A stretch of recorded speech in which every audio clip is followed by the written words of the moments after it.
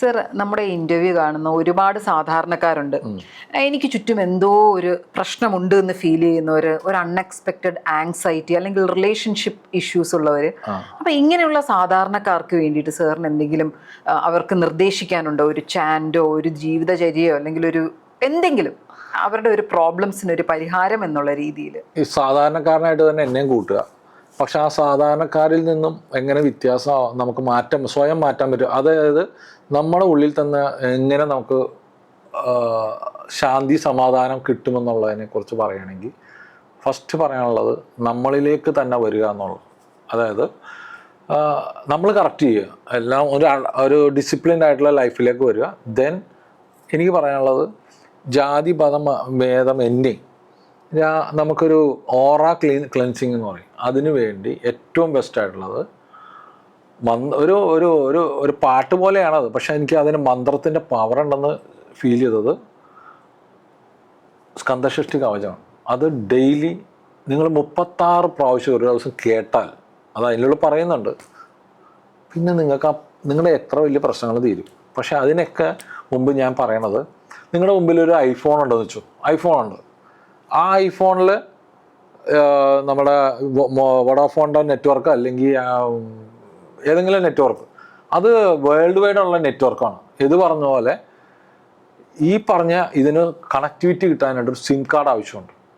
അപ്പോൾ എന്നോട് പറഞ്ഞേക്കണം ഞാൻ ആ ഒരു സിം കാർഡ് ആകണമെന്നാണ്. അത് കണക്ടിവിറ്റി കറക്റ്റായിട്ട് പ്ലേസ് ചെയ്യണം. അത് അങ്ങനെ എൻ്റെ അടുക്ക വിശ്വാസമുള്ളവർ വന്നാൽ ഞാൻ ഹെൽപ്പ് ചെയ്യാം. അതിപ്പോൾ മാനസികമായ ഡിപ്രഷൻ ആയിരിക്കും പല എന്നോട് എപ്പോഴും വൈഫ് പറഞ്ഞ കാര്യമുണ്ട്, ഭയങ്കര കോൺഫിഡൻ്റ് ആണ്, ഒരു കാരണവശാലും ഇളകില്ല, കരയില്ല, അങ്ങനെയുള്ള വിഷയം എന്ത് പ്രശ്നം വന്നാലും പ്രോബ്ലത്തിൽ വരാറില്ല. അതിനൊറ്റ വിഷയമുള്ളൂ. കാര്യം വെച്ചിട്ടുണ്ടെങ്കിൽ നമ്മൾ ആ കുറേ കാര്യങ്ങൾ നമ്മൾ ചെയ്യണം. അതിലൊന്ന് ഇത്, പിന്നെ മെഡിറ്റേഷൻ എന്നോട് ഒരുപാട് പറഞ്ഞു തന്നിട്ടുണ്ട്. അതൊക്കെ ഒന്ന് പറഞ്ഞു കൊടുക്കാനുള്ള സമയമായെന്ന് തോന്നുന്നു. കാര്യം ഒരു സിം കാർഡ് ആവേണ്ട ഒരു സമയം എനിക്കായിട്ടുണ്ട്. അപ്പോൾ നിങ്ങളുടെ ബോഡി എന്ന് പറഞ്ഞൊരു സിം, മേ ബി ഒരു ഐഫോൺ ആയിരിക്കാം, അതിൽ ഞാൻ എന്ന് പറഞ്ഞാൽ ചിപ്പ് ഇട്ട് കഴിഞ്ഞാൽ നിങ്ങൾക്ക് സ്കന്ധലോകത്തേക്ക് കണക്ട് ചെയ്യാൻ പറ്റുന്ന ഒരു വിശാലമായ നെറ്റ്വർക്കിലേക്ക് ചെല്ലാൻ പറ്റും എന്നുള്ള തോന്നൽ നിങ്ങൾക്കുണ്ടെങ്കിൽ തീർച്ചയായിട്ടും നമ്മളെ ഹെൽപ്പ് ചെയ്യാം.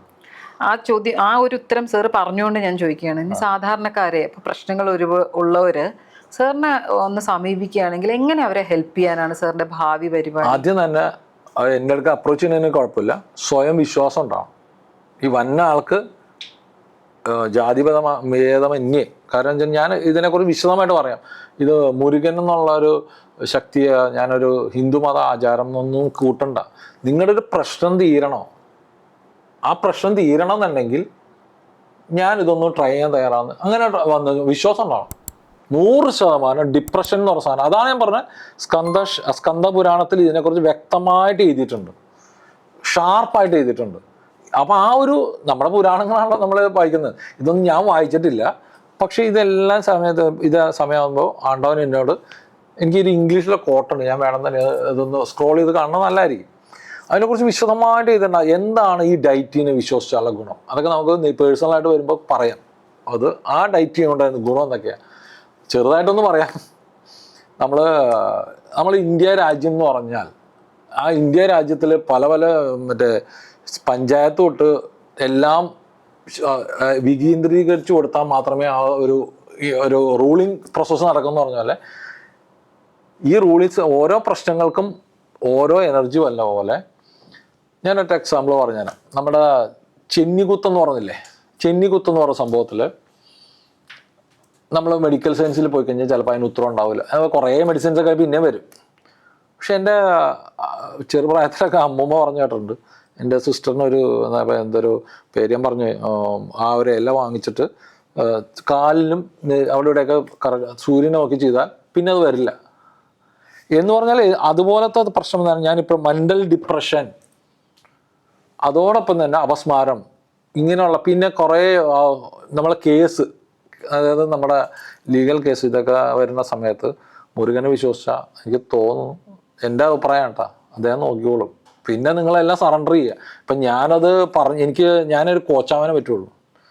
ഞാനൊരു ബാസ്കറ്റ്ബോൾ പ്ലെയർ ആയിരുന്നു പണ്ട്. അപ്പോൾ എന്നോട് പറയുന്നത്, ഇപ്പോൾ നാളെ ബാസ്കറ്റ്ബോൾ പ്ലെയർ ചെയ്യുന്ന ഒരു മിസ്റ്റേക്ക് ഉണ്ടാവുന്ന സമയത്ത് അത് കറക്റ്റ് ചെയ്ത് കൊടുത്താൽ, അത് ആ ഒരു രീതിയിൽ പ്രാക്ടീസ് ചെയ്യാൻ നിന്നാൽ അയാൾ will become a good player. ലൈഫിലും അയാൾ നല്ലൊരു പ്ലെയർ ആയിട്ട് മാറും.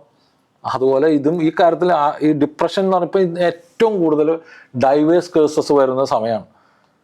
ഞാനിപ്പോഴും പറയാം, അത് അടുത്ത ഇതിൽ പറയാം, we have to concentrate in emotion. Emotion എന്ന് പറഞ്ഞാൽ എന്താ, ആ ഇമോഷനെ ആരാണ് കൺട്രോൾ ചെയ്യണത്?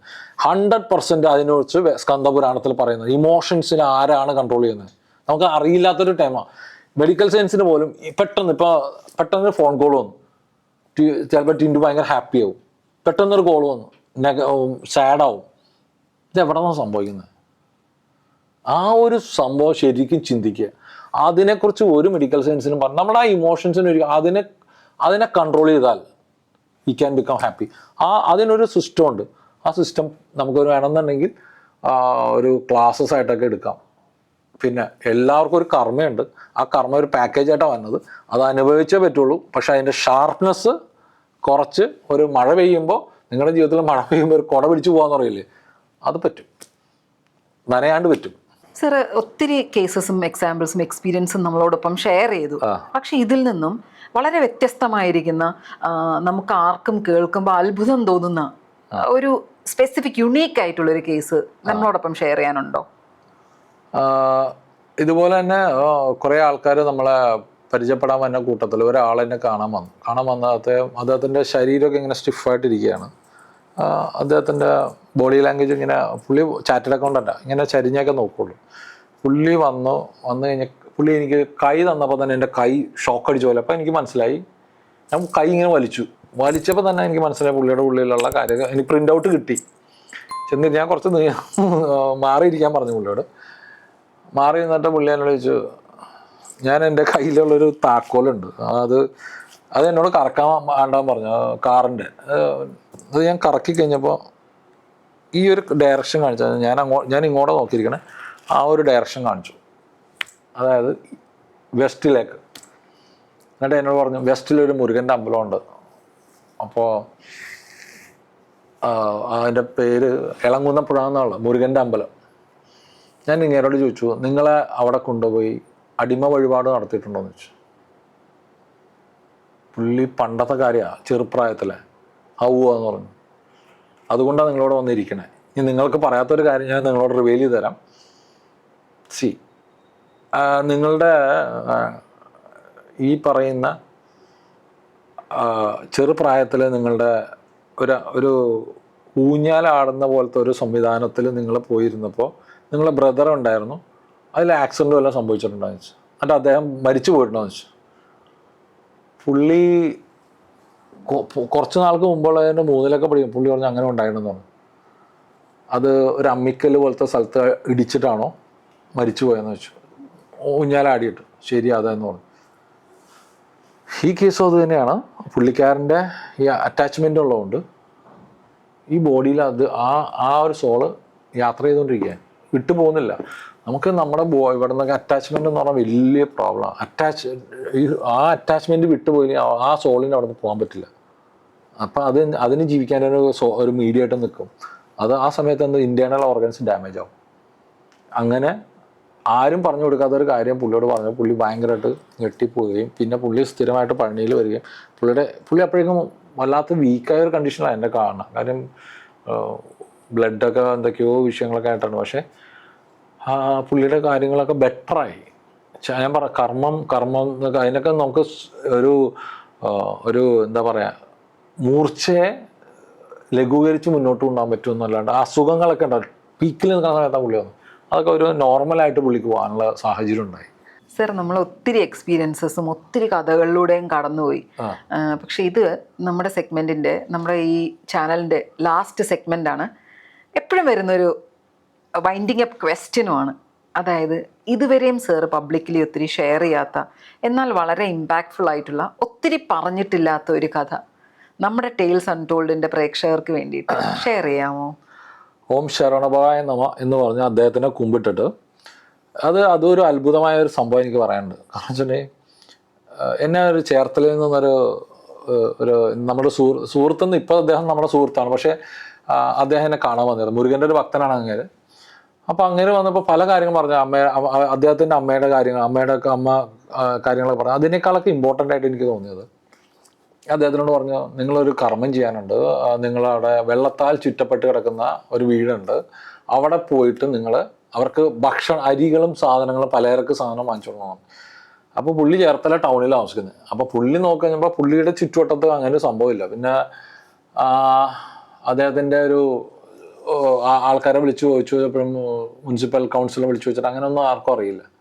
പുള്ളി എന്നെ വിളിച്ചോട്ട് പറഞ്ഞു, അങ്ങനെ ഒരു സംഭവം ഇവിടെ ഇല്ല, തെറ്റ് പറ്റിയതായിരിക്കും എന്ന് പറഞ്ഞു. ഞാൻ പറഞ്ഞു, എനിക്ക് തെറ്റ് പറ്റാം, പക്ഷെ എന്നോട് പറഞ്ഞ ആൾക്ക് ഒരിക്കലും തെറ്റ് പറ്റില്ല, സോ നിങ്ങൾ അന്വേഷിക്കാൻ പറഞ്ഞു.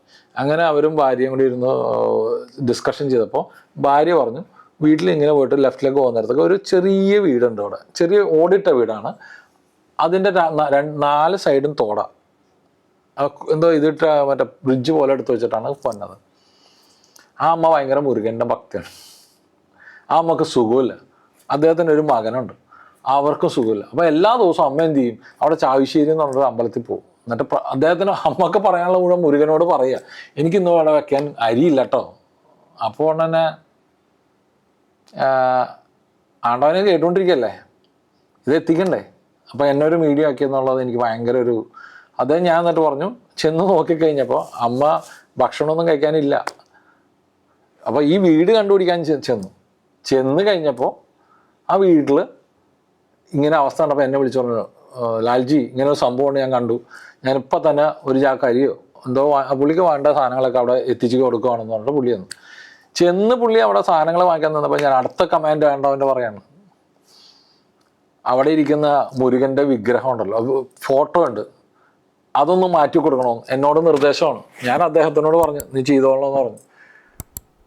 അത് ഏത് ടൈപ്പ് വേണമെന്നുള്ളത് എന്നോട് പറഞ്ഞു. അത് ഭയങ്കര മിറക്കിളാണ്. അത് അവിടെ ചെന്ന് കഴിഞ്ഞപ്പോൾ മുരുകൻ്റെ ഫോട്ടോ എന്താണോ അങ്ങനെ വാങ്ങിച്ചു കൊടുക്കാൻ തോന്നിയെന്നുള്ളത് അതൊരു കഥയോട് ഭയങ്കര കാര്യം. അന്ന് ആ ദിവസം ഈ മഴ പെയ്ത് ചോർന്നിട്ട് ചെതലരിക്കുകയാണ്. പഴയ ഒരു മുരുകൻ്റെ ഫോട്ടോയാണ് വെച്ച് ആരാധിക്കുന്നത്. ചെതലരിച്ച് അവർക്കൊന്നും ചെയ്യാനും പറ്റില്ല, എനിക്ക് വാങ്ങിക്കാനുള്ള വകുപ്പില്ല. അപ്പോൾ തന്നെ ഇത് അദ്ദേഹത്തിനോടൊക്കെ ചെന്ന് പറഞ്ഞു. അമ്മ പറഞ്ഞ കഥകളാട്ടെ. ഞാൻ പിന്നെ അമ്മേനെ കാണാൻ പോയിരുന്നു അവിടെ. അപ്പോൾ അമ്മ പറഞ്ഞു, ഞാനിങ്ങനെ എല്ലാ ദിവസവും ഇങ്ങനെ എണ്ണി പറക്കും. ആരോടാ പറയണേ, നീ കേൾക്കണ്ടോ എന്നൊക്കെ പുള്ളിക്കാരി ഇങ്ങനെ പറയും. പക്ഷേ ഞാനവിടെ ചെന്ന് കഴിഞ്ഞപ്പോൾ ഞാൻ പറഞ്ഞ അതേ ഫോട്ടോ ധരിച്ചിരിക്കുക, അതും മാറ്റി ഞാൻ വെച്ചു കൊടുത്തിട്ടാണ് വന്നത്. അതൊരു വലിയൊരു മിറക്കിളാണ്. അത് മാത്രമല്ല, അമ്മക്ക് ഭയങ്കര സുഖമില്ലാത്തൊരവസ്ഥ, ഭയങ്കര ഒരു അമ്മയുടെ മോനാണെങ്കിൽ ചായക്കടയിൽ എന്തോ നടത്തിയിരുന്നു. പക്ഷെ മോനെ കൈയൊക്കെ ഇങ്ങനെ വാദം പിടിച്ചിട്ട് എന്തൊക്കെയോ തൊലിയുടെ കണ്ട് പറ്റണില്ല. അവരൊക്കെ ഹോസ്പിറ്റലിൽ കൊണ്ടുപോയി കാണിച്ചപ്പോൾ ലക്ഷങ്ങൾ വരും. അപ്പോൾ രഞ്ജിത്ത് എന്ന് പറഞ്ഞിട്ട് നമ്മുടെ ഒരു സുഹൃത്തുണ്ട്, അദ്ദേഹത്തിൻ്റെ ഫ്രണ്ടാണ് മെഡിക്കൽ കോളേജ്, അമൃത മെഡിക്കൽ കോളേജിലെ പ്രിൻസിപ്പളായിട്ടിരിക്കുന്നത്. അപ്പോൾ അദ്ദേഹത്തിനെ വിളിച്ചു, ഞങ്ങൾ പറഞ്ഞു ഇങ്ങനെ സംഭവം ഉണ്ടെന്ന് പറഞ്ഞപ്പോൾ അമൃതാനന്ദമയുടെ ബർത്ത്ഡേയിലൊന്നും ഇങ്ങനെ ഫ്രീ ആയിട്ട് ചികിത്സിക്കുന്ന കൂട്ടത്തിൽ ഞങ്ങൾ ഈ സംഭവം വെച്ചു കൊടുത്തു. ആണ്ടവൻ്റെ കളി എന്ന് പറഞ്ഞാൽ എനിക്കറിയില്ല. അവർ രണ്ടുപേരും ഞങ്ങളത് വിട്ടു. സംഭവം കഴിഞ്ഞപ്പോഴും ഇവരെ വീടൊക്കെ ശരിയാക്കി പിന്നെ ഞങ്ങൾ അവിടുത്തെ ബാക്കിയുള്ള കാര്യങ്ങളൊക്കെ പറഞ്ഞാൽ അവർക്ക് കിട്ടാനുള്ള എല്ലാ ആനുകൂല്യങ്ങളും കിട്ടിയ അമ്മ സേഫാക്കി കഴിഞ്ഞപ്പോൾ അസുഖത്തിനുള്ള ട്രീറ്റ്മെൻറ്റ് വേണമല്ലോ. അമൃതാനന്ദമായി ഹോസ്പിറ്റലിൽ നിന്ന് വിളിച്ചു, ഫ്രീ ആയിട്ട് ചെയ്തു കൊടുത്തു. ഇതൊക്കെ ഒരു മീഡിയേഷൻ. അതുകൊണ്ടാണ് ആൾക്കാർ ചില സമയത്ത് I am becoming a messenger എന്നുള്ള വാക്കുകൾ ഉപയോഗിക്കാൻ തുടങ്ങിയത്. അതൊരു വലിയ അനുഭവമായിരുന്നു. കാരണം അമ്മ ഇപ്പോഴും എന്നെ കാണുമ്പോഴും അമ്മേനെ കാണുമ്പോഴും എനിക്ക് ഭയങ്കര അതിശയം തോന്നാറുണ്ട്. സാറ് സംഭാഷണത്തിലിടയിൽ പറയുന്നുണ്ടായിരുന്നു ഭഗവാൻ സാറിന് ഒരു ഫ്രണ്ടിനെ പോലെയാണ് എന്ന്. അതെന്താണ്, അതൊന്ന് വിശദീകരിക്കാമോ? അതെ, നമുക്ക് ഒരു ഇഷ്ടം കൂടുമല്ലോ. ഇഷ്ടം കൂടിക്കഴിഞ്ഞാൽ നമ്മൾ എപ്പോഴും സ്കൂളിൽ തൊട്ട് നമ്മൾ പറ വരുമായിരുന്നു. എൻ്റെ അടുത്തുള്ള ഞാൻ ആ ചെറുപ്പം തൊട്ട് പോണ ഒരു അമ്പലമാണ് മഞ്ഞുമൽ ശ്രീ സുബ്രഹ്മണ്യ ക്ഷേത്രം. അപ്പോൾ അദ്ദേഹത്തിന് അവിടെ വന്നു കഴിഞ്ഞാൽ, വീട്ടിൽ വന്നു കഴിഞ്ഞാൽ മുരുകൻ വീട്ടിൽ വന്ന പോലെയാണ്. പിന്നെ അവിടെയുള്ള ചക്കയൊക്കെ ഉണ്ട്, അതൊക്കെ എടുത്ത് കഴിക്കുകയും ആന കഴിക്കുകയും അത് ഹാപ്പി ആയിട്ട് നിൽക്കും. അതിനുശേഷം വീട്ടിൽ ചെറിയ ഫുഡൊക്കെ അറേഞ്ച് ചെയ്ത് കഴിച്ചിട്ടാണ് പോണത്. പക്ഷെ കാലക്രമേണ നമ്മൾ ഇപ്പോൾ ഒരു ദിവസം കമ്മിറ്റിക്കാരൊക്കെ മാറിക്കഴിഞ്ഞപ്പോൾ അവർക്ക് ഈ അങ്ങോട്ട് വരാൻ പറ്റില്ല എന്നായി, കുറച്ച് ദൂരം വരാൻ പറ്റില്ല എന്നായി. എനിക്ക് തോന്നുന്ന ഒരു 2-3 കിലോമീറ്റർ ഇപ്പുറത്താണ്. പക്ഷെ അവർക്കത് സൗകര്യമില്ല. അവരപ്പോൾ വേണമെന്നുണ്ടെങ്കിൽ ആവശ്യമുള്ളവർ കൊടിമര ചോട്ടിൽ പറ നിറച്ചോളം പറഞ്ഞു. അപ്പം ഞാനത് എനിക്ക് ഉൾക്കൊള്ളാവുന്നതിന് അപ്പുറമായിരുന്നു. അപ്പം ഞാനത് ചോദിക്കുമ്പോൾ അവിടെ ചെന്ന് കമ്മിറ്റിക്കാരോട് ചോദിച്ചപ്പോൾ പുള്ളി പറഞ്ഞു, ഇത് ഞങ്ങളുടെ അമ്പലമാണ്, ഞങ്ങൾക്ക് ഇഷ്ടമുള്ള തീരുമാനമെടുക്കും. ഞാൻ പറഞ്ഞു, ഇവിടെ അപ്പോൾ അവിടെ ആവശ്യമുള്ള സാധനങ്ങളൊക്കെ നമ്മൾ ഡൊണേറ്റ് ചെയ്തിട്ടുണ്ട്, അപ്പോൾ അതൊക്കെ നിങ്ങളത് വാങ്ങിച്ച്, ഞാനൊക്കെ ഒരു പറയാൻ പാടില്ലാത്ത കാര്യമാണ്. അന്ന് ഒരുപാട് ഭയങ്കര ഒരു ഷൗട്ട് ചെയ്ത് ഞാൻ ചോദിച്ചു, നിങ്ങൾക്കപ്പോൾ ഇതൊക്കെ വാങ്ങിച്ചു തന്നപ്പോൾ അത് പറയാറുന്നില്ല നിങ്ങളുടെ അമ്പലമാണെന്നൊക്കെ പറഞ്ഞു. ഞാൻ ചൂടായി പുള്ളിയോട്. ചൂടായിട്ട് അവസാനം പറയാം, ഇറങ്ങി പോടാമെന്ന് പറഞ്ഞു. പുള്ളിക്കാരൻ ഒരു പ്രായമുള്ള രാമകൃഷ്ണൻ എന്നാണ് അങ്ങനെ പേര്. അത് പറഞ്ഞപ്പോൾ ഞാൻ പറഞ്ഞു, നിന്നെ ഇത്ര സ്നേഹത്തോടെ ഞാൻ നിന്നിട്ട് നീ എൻ്റെ അടുക്ക് വന്നില്ലെങ്കിൽ ഞാൻ നിൻ്റെ അടുത്തേക്ക് വരുന്നില്ല. ഭഗവാനോട് ഞാൻ പറഞ്ഞു, ഞാൻ നിൻ്റെ അടുത്ത് വരുന്നില്ല. നീ ഇനി വരുവാണെന്നുണ്ടെങ്കിൽ എൻ്റെ അടുക്ക വന്നിട്ട് താലപ്പൊലിയോട് കൂട്ടാണ്ട് ഞാൻ പടി കിടക്കില്ല എന്ന് പറഞ്ഞു. ഞാനത് പറഞ്ഞത് അധികമായി പോയെന്നറിയില്ല, പക്ഷെ ഒരു സുഹൃത്തിനോടുള്ള സ്നേഹം പോലെ ഞാൻ പറഞ്ഞിട്ട് ഞാൻ പോകുന്നു. ഇത് പറഞ്ഞ ശേഷം അവർക്ക് എന്താ പ്രശ്നം, കമ്മിറ്റിക്കാർക്കുള്ള വിഷയമുണ്ട്, അവരവരുടെ പക്ഷെ നമ്മുടെ ആ ഒരു പോകുമ്പോൾ നമ്മുടെ വിഷമം. അപ്പോൾ ആദ്യത്തെ മറ്റേ ഉത്സവം കഴിഞ്ഞു. രണ്ടാമത്തെ ഉത്സവം വന്നപ്പോഴേക്കും അമ്മ എന്നോട് ചോദിച്ചു, നീ പോകുന്നില്ലേ? ഇല്ല, ഞാൻ പോകുന്നില്ല. അപ്പോൾ എൻ്റെ ഒരു വികാരമായിരുന്നു അമ്പലം. അവിടെ പോകുന്നില്ല. രണ്ടാമത്തെ ഉത്സവം വന്നു, അപ്പോഴും നീ പോകുന്നില്ല. നീ ആരോടാ വാശി പിടിക്കുന്നത്? ദൈവത്തിനോടാണോ മുരുകനോടാണോ? ഞാൻ പറഞ്ഞു, ഞാൻ വാശി പിടിക്കണത് എൻ്റെ ഫ്രണ്ടിനോടാണ്, പുള്ളിക്ക് വേണമെങ്കിൽ എനിക്ക് വേണ്ട, അത്ര മൂടുള്ളൂ എന്ന് പറഞ്ഞു. മൂന്നാമത്തെ ഒരു ഉത്സവം ആവണേക്ക് മുമ്പ് അവിടെ ഒരു കൊടിമരം കൊടിക്കയറും കൊടുക്കണ ഒരു വീടുണ്ട്. അവർക്ക് പെലയായിപ്പോയി, വേറെ ആരും കൊടുക്കാനുള്ളതെന്ന് വെക്കുമ്പോഴേക്കും അമ്മേനെ വിളിച്ചു ചോദിച്ചു, നിങ്ങൾക്ക് അറേഞ്ച് ചെയ്യാൻ പറ്റുമോ? അപ്പോൾ ഞാൻ മൈൻഡ് ചെയ്യാറില്ല, കാര്യം ഇതിപ്പോൾ നമ്മളെ ഒഴിവാക്കിയ ഒരു അമ്പലമല്ലേ. അവിടെ വീട്ടിൽ അമ്മ പറഞ്ഞു കൊടുത്തോട്ടെ എന്ന് ചോദിച്ചാൽ ഞാൻ പറഞ്ഞു കൊടുത്തോളാൻ പറഞ്ഞു. അപ്പോൾ അവർ വരുമെന്ന് പറഞ്ഞു. വന്നോട്ടെ, അതൊന്നും കുഴപ്പമില്ല, വന്നോട്ടെ എന്ന് പറഞ്ഞു. വന്നു കഴിഞ്ഞ് അമ്മ അവിടെ ഉണ്ട്, അച്ഛനുണ്ട്, എല്ലാവരും ഉണ്ട്. ഇവിടുത്തെ ഇളയ മൂത്ത വെച്ചാൽ യങ്ങറായിട്ടുള്ള ഒരാളായിരിക്കണം കൊടിക്കയറും പിടിച്ചുകൊണ്ട് വരേണ്ടത് വെച്ചാൽ ഇവിടുന്ന് അവിടം വരെ വരണം. അച്ഛന് ചിലപ്പോൾ പിടിക്കാൻ പറ്റില്ല. അച്ഛൻ പിന്നെ അവർ ചെറിയ വേറൊരു ചിന്താഗതി കൂടി ഉള്ളതുകൊണ്ട് അച്ഛൻ അതും പിടിച്ചുകൊണ്ട് നടക്കില്ല. അമ്മക്കും പിടിക്കാൻ പറ്റില്ല, ആണായിരിക്കണം. അപ്പോൾ കമ്മിറ്റിക്കാരൊക്കെ കൂടി വന്നിട്ട് ഏതായാലും തീരുമാനം ഞാനപ്പോൾ മാറിക്കുക. അവരെല്ലാവരും പ്ലീസ് ഇതൊന്ന് പിടിക്കണം എന്ന് പറഞ്ഞു. ഞാൻ പറഞ്ഞത് അമ്മ വേറെ ആരും നിങ്ങളാരെയും പിടിക്കാൻ പറ്റില്ല. അപ്പോൾ പൂജാരി പറഞ്ഞു ഇവിടുത്തെ മകൻ തന്നെ പിടിക്കണം എന്ന് പറഞ്ഞു. അപ്പം എനിക്ക് മനസ്സിലായി, it's a call from Muruga. അങ്ങനെ ഞാൻ ആ താലെടുത്ത് എടുക്കുമ്പോഴേക്കും എൻ്റെ കയ്യിലേക്ക് നോക്കുമ്പോൾ ചെണ്ടയൊക്കെ അങ്ങോട്ട് ആ ഒരു വൈബ്രേഷൻ വന്നു തുടങ്ങി. കാര്യം എന്താണോ പറഞ്ഞത് ഞാൻ ആഗ്രഹിച്ചത് അതുപോലെ ചെണ്ട കൊട്ടി താലത്തോടു കൂടി കമ്മിറ്റിക്കാരൊക്കെ ഉണ്ട്. ഈ പറഞ്ഞ സ്ത്രീകളൊക്കെ താലം എടുത്തിട്ടുണ്ട്. എനിക്ക് പറയാനറിയില്ല. ഞാൻ എൻ്റെ വീട്ടിൽ നിന്ന് അവിടം വരെ ഈ താലം പിടിച്ച് എന്നെ എഴുന്നള്ളിച്ച് ഞാൻ എൻ്റെ ജീവിതത്തിലും മറക്കാൻ പറ്റാത്തൊരു അനുഭവമാണ്. ആ മുരുകൻ്റെ ഇത് കാലെടുത്ത് വെക്കുമ്പോൾ എന്നോട് അദ്ദേഹം കമ്മ്യൂണിക്കേറ്റ് ചെയ്യുന്ന ഒരു വാക്കുണ്ടല്ലോ, അത് വളരെ വളരെ ഹെവിയാണ്. കാരണം വെച്ചിട്ടുണ്ടെങ്കിൽ ചേർത്ത് പിടിക്കാൻ, നിങ്ങൾ വാ എന്ന് പറഞ്ഞ് ചേർത്ത് പിടിക്കില്ലേ, വഴക്കിടാണ്ട് കയറി വാ എന്ന് പറയില്ലേ, അത് പാടി ചാടുന്ന ചെല്ലണ സമയത്ത് അദ്ദേഹത്തിൻ്റെ ഒരു സ്നേഹം, അതാണ് ഞാൻ പറഞ്ഞ ഒരു ഫ്രണ്ടിനെ പോലെയാണ്. കാര്യം ഞങ്ങൾ തമ്മിൽ തല്ലുപിടിക്കാറുണ്ട് ചില സമയത്തൊക്കെ. സർ, ഇനി ഒരു ചോദ്യം, ഇനി എന്താണ് ആണ്ടവന് താങ്കളിലൂടെ ഉള്ള ഒരു നിമിത്തം? എന്നെ ഒരുപാട് കാര്യങ്ങൾ പഠിപ്പിച്ചു തന്നിട്ടുണ്ട്. അതിപ്പോൾ എനിക്കത് എല്ലാവരോടും പൊങ്ങച്ചം പറഞ്ഞു നടക്കാനൊന്നുമല്ല. കാരണം എൻ്റെ ഒരു ഫ്രണ്ട് ഉണ്ട്, അദ്ദേഹം കാമാക്കിയിലൊക്കെ പോയിട്ട് ദീക്ഷ എടുത്ത ഫ്രണ്ടാണ്. അദ്ദേഹത്തിന് പ്രൊഫഷണലായിട്ടാണ് പഠിച്ചേക്കുന്നത്. അതോടൊപ്പം തന്നെ അദ്ദേഹം കരോളി ബാബ അവിടെയൊക്കെ ഇപ്പോൾ പ്രൊഫഷണൽ അവരൊക്കെ അപ്പം എനിക്ക് പറഞ്ഞു തന്നത് ഒരു തിയറിറ്റിക്കലായിട്ട് പറഞ്ഞു തന്നത് ശരിയാണോ തെറ്റാണെന്ന് എനിക്ക് പറയണ എപ്പോഴാണ് മനസ്സിലാവണമെന്ന് വെച്ചിട്ടുണ്ടെങ്കിൽ, ഇവരോടൊക്കെ ചോദിക്കുമ്പോൾ ഇതാണോ ഇതെന്ന് ചോദിക്കുമ്പോൾ അതെ എന്ന് പറയുമ്പോഴാണ് എനിക്കത് ഉത്തരം കിട്ടുന്നത്. അപ്പോൾ എനിക്ക് എത്രയോ മുമ്പ് അദ്ദേഹം പറഞ്ഞു തന്നു.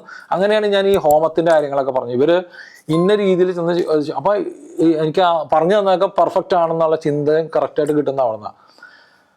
അപ്പോൾ എനിക്ക് മനസ്സിലായി, ഇപ്പം റിൻറ്റുവിൻ്റെ കയ്യിൽ ഒരു കുപ്പി ബോട്ടിൽ വാട്ടർ ഉണ്ടെങ്കിൽ റിൻറ്റുവിന് ഞാനത് നോക്കിയാൽ ആ വെള്ളം വീഴും. എന്നെക്കൊണ്ട് അത് എൻ്റെ പവറിൽ അത് വീഴ്ത്താൻ പറ്റും. തിരിച്ച് റിൻറ്റുവിനും എൻ്റെ കയ്യിലൊരു ബോട്ടിൽ ഉണ്ടെങ്കിൽ വീഴ്ത്താൻ പറ്റില്ലേ. കാര്യം you are also human being, ഞാനും ഹ്യൂമൻ ബീയിങ് ആണ്. അപ്പം ആ ഒരു കാര്യങ്ങളുണ്ട്, അത് എനർജി പവറാണ്. അതൊക്കെ പറഞ്ഞു തന്നുണ്ട്. അതെല്ലാം മെഡിറ്റേഷനിൽ കൂടി അറ്റൻഡ് ചെയ്യാനാണ്. അത് പറഞ്ഞു കൊടുത്താൽ കൊള്ളാമെന്ന് എനിക്കൊരാഗ്രഹമുണ്ട്. അത് വരുന്നു.